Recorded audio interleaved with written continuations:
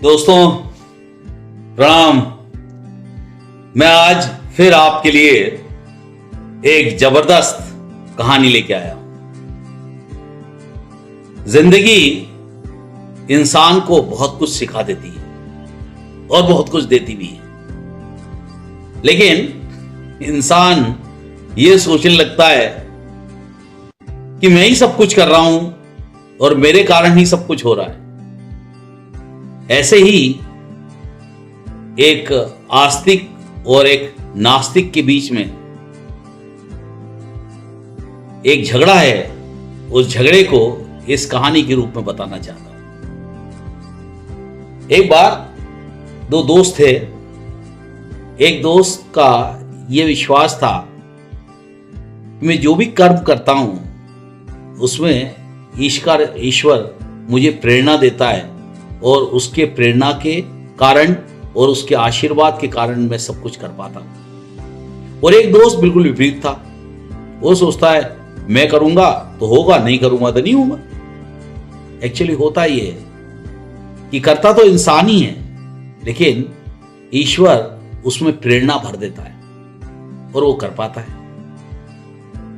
तो एक बार क्या हुआ कि दोनों दोस्तों के बीच में इस बात पे बहस छिड़ गई। बोलता है मैं कमाता हूं, मैं खाता हूं, मेरी इच्छा होती है तो मैं खा पाता हूं। मैं कमाऊंगा, मैं खाऊंगा तभी खा पाऊंगा ना।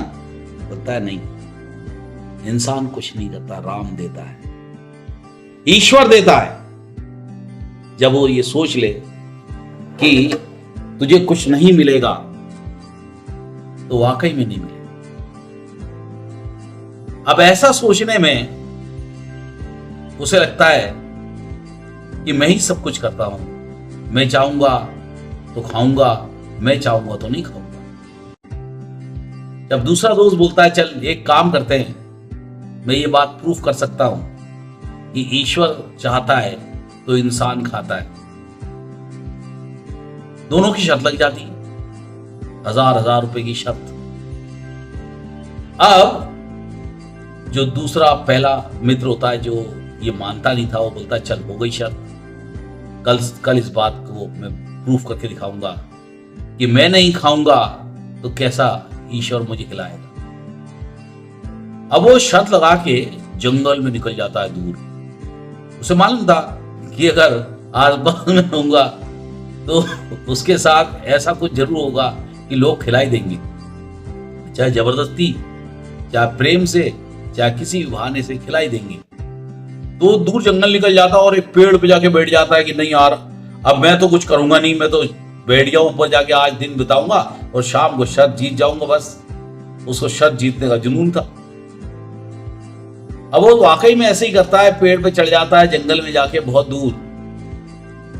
कुछ देर बाद कुछ राहगीर वहां पे आते हैं। वो अपना खाने का सब रख देते हैं और थके हुए रहते हैं, आराम करते हैं और खाने का निकालते हैं अपने लिए भोजन।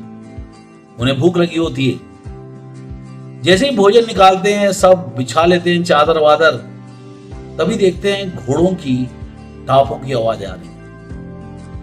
उन्हें पता चल जाता है कि यार कुछ तो लफड़ा है, जरूर डाकू आ रहे होंगे। वो डर के मारे खाना छोड़ के अपनी झोली, उसके बैग में जो भी सोना चांदी होगा, जो भी जायदाद होंगे, पैसा होगा, वो लेके भाग जाते हैं। उन्हें मालूम है कि भैया खाना तो भले छोड़ दो, लेकिन भाग तो जाओ यहां से, न लूट जाएंगे अपन। थोड़ी देर बाद डाकू उसी रास्ते पे आते हैं और देखते हैं बहुत सारा खाना रखा हुआ है। राहगीर आए थे यहाँ।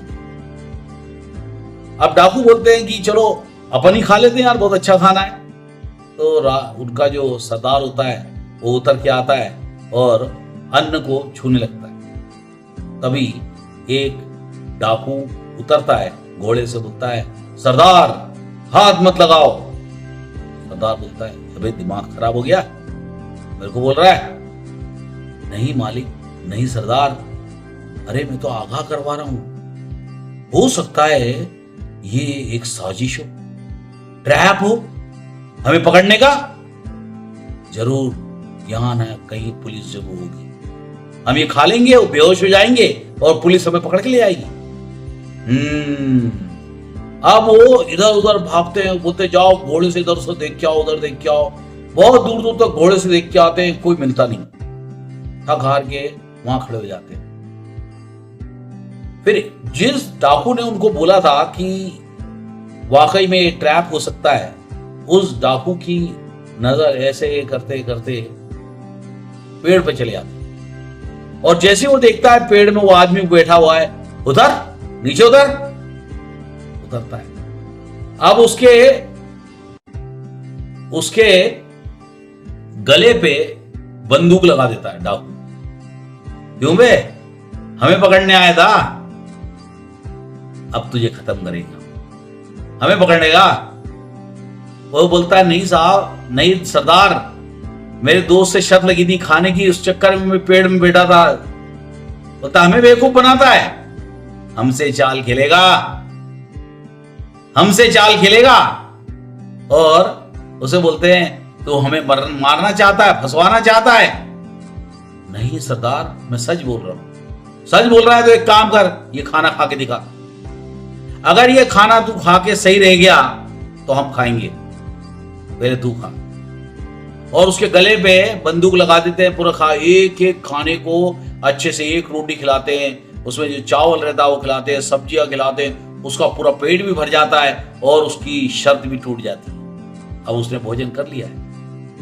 इसलिए गॉड किस रूप में, किस तरीके से आप तक भोजन पहुंचा देगा, ये कोई नहीं जानता। तो ये बात याद रखना कि ईश्वर सब कुछ कर सकता है। ईश्वर है तो इंसान को प्रेरणा भी देगा, शक्ति भी देगा, विश्वास भी देगा, बस हम उसको पहचान नहीं पाते। शुक्रिया दोस्त, जय हिंद,